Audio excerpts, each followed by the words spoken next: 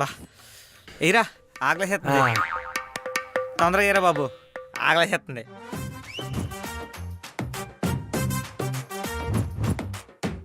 తినండి. ఇంతకాలానికి చెఫ్ అవుదామని ఫిక్స్ అయ్యా. మొత్తానికి నాకు చాలా హ్యాపీగా ఉందిరా బంటి. థ్యాంక్స్ రా. నేను చెఫ్ అవుదాం అనుకున్న తర్వాత నేను ప్రిపేర్ చేసిన ఫస్ట్ డిష్ మీ ఇద్దరికే పెడుతున్నాను రా. తినండి. ఆహా, ఏం పప్పు రది? బీరకాయ? నో, దోసకాయ. ఒరే అంబర్లాగా దోసకాయ బీరకాయ చేస్తే ఇక నా స్పెషాలిటీ ఏముంటుంది నా తలకాయ? మరే పప్పు రేది? గులాబ్ జామున్ పప్పు.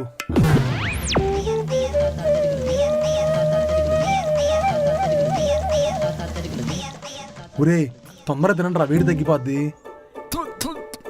ఏం పప్పురా ఇది? గులాబ్ జామున్ పప్పు. గులాబ్ జామ్తో పప్పు ఏంట్రా? ఏ ఈ పప్పుతో తప్పేంట్రా?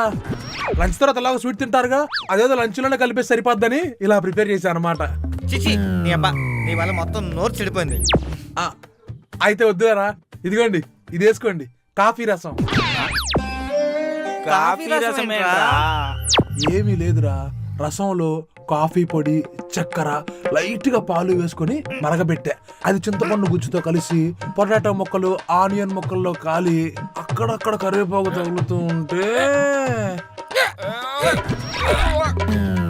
బ్లడీ పీపుల్, వీళ్ళకి టేస్ట్ అనేది తెలియదు. ఛీ.